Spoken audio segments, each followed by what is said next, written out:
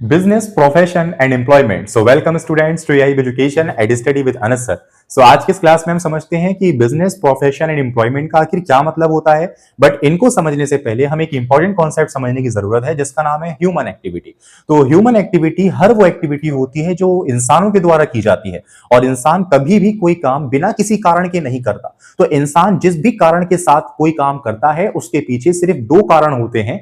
पहला होता है या तो उस काम के बदले आपको पैसे मिल रहे हो यानी कि फॉर अर्निंग मनी, या तो उस काम के बदले आपको सुकून मिल रहा हो for getting the psychological satisfaction. तो इसी वजह से ह्यूमन एक्टिविटी जो की जाती है ह्यूमंस के द्वारा वो दो रीजंस की वजह से की जाती हैं, for earning money and for getting psychological satisfaction. और इसी के बिहाफ पर आपकी क्लास 11 बिजनेस स्टडी में दो कैटेगरीज बनी हुई हैं।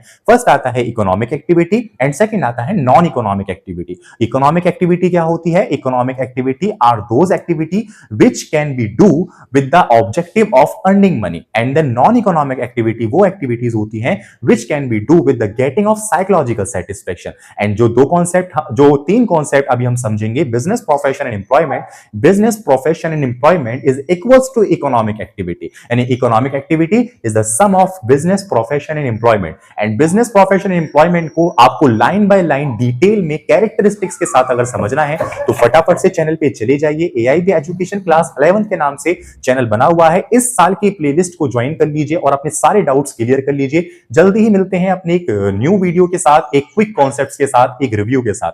Thanks for watching, stay positive, stay consistent, thank you.